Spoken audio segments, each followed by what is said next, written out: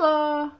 A croeso I gwers 21 de o Dromes Ddegales. Marian dwi. Heddiw, dydd Iau, y 9fed ar 20 o Hydref. Y 9fed ar 20 o Hydref 2020. Croeso!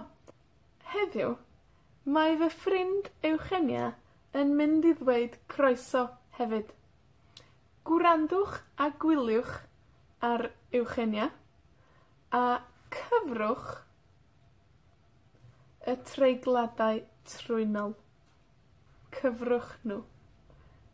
Dyma Eugenia. Helo, croeso I dosbarth Gymraeg Carlein, Eugenia a dwi'n dysgu Gymraeg gyda phen hiwtwr Marian. Mae Marian yn dod o Fodwnog yn Nghymru.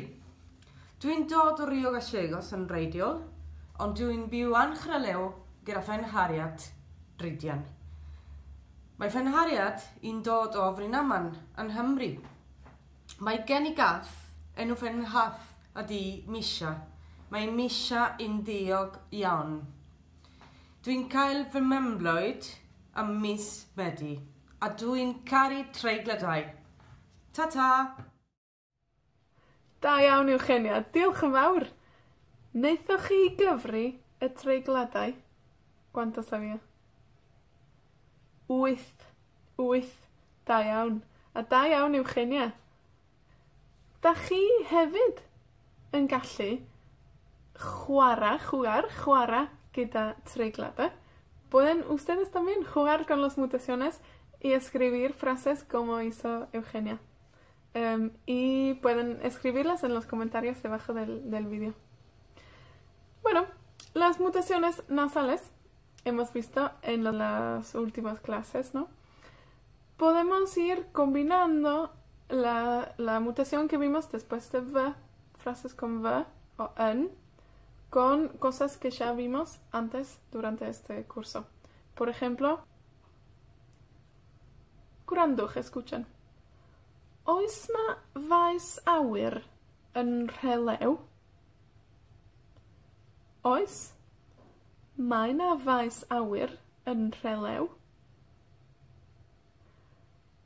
Oes na forfilod ym Mhorth Madryn? Oes? Mae na forfilod ym Mhorth Madryn? Neu di ffonio fy mrawd, please? Dwi'n brysur. Newch chi basio fy nghot os gwelwch yn dda? Nath o ddim gweithio yn ôl afon heddiw. Nath o weithio adra. Wnaethon nhw ennill y gêm rygbi yng Nghordoba ddoe? Swn i'n licio byw yn Buenos Aires. Ges I basta bendigedig mewn tŷ bwyta yng Nghymru.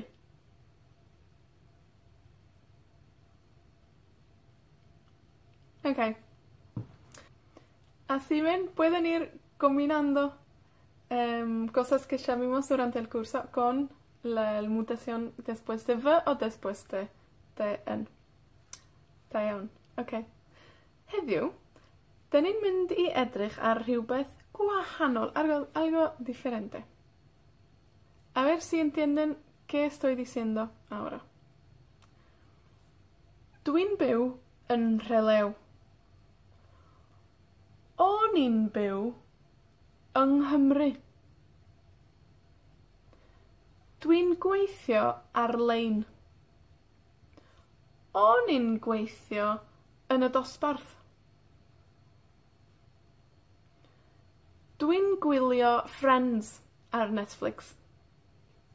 O'n i'n gwylio Dark ar Netflix. Dwi'n darllen y llyfr yma rwan.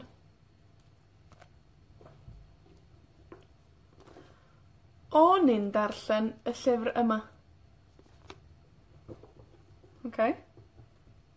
Ya sabemos frases con dwi'n, presente. O'n i'n, ¿se escucharon? O'n i'n era estaba. O, con un verbo, leía, bebía, jugaba. ¿Ok? En pasado. La construcción es oni, pero oni es la forma más oral. Lo van a ver escrito como Roni, con R, Roni, o la forma más completa, Roiduni. Roiduni es más correcto y lo van a ver escrito. No hay mucha gente que usa Roiduni en la forma de hablar.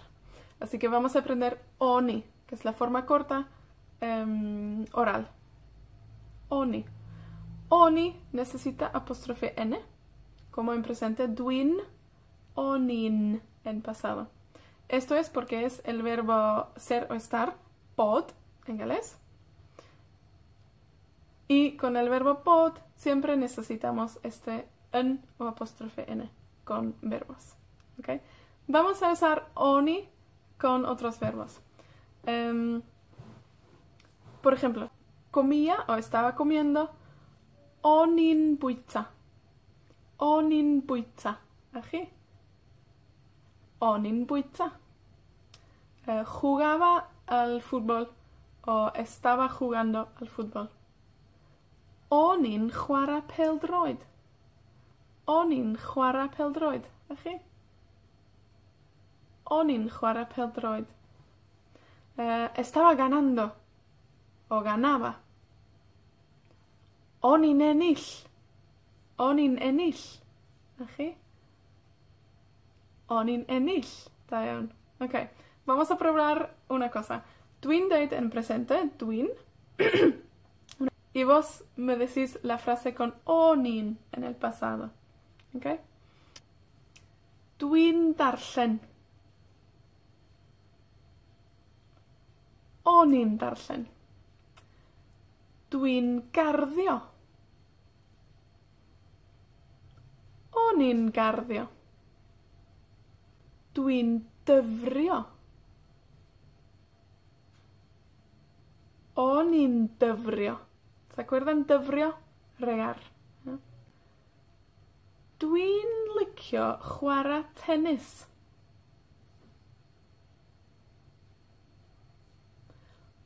Onin licio chwara tennis. Dwi'n licio beicio.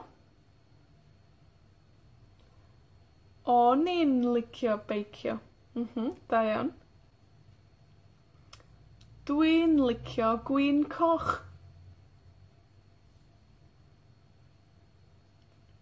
Onin licio gwin coch. Da iawn. Vamos a hacer una frase un poquito más larga. Vamos a usar la palabra pan. ¿Cuándo?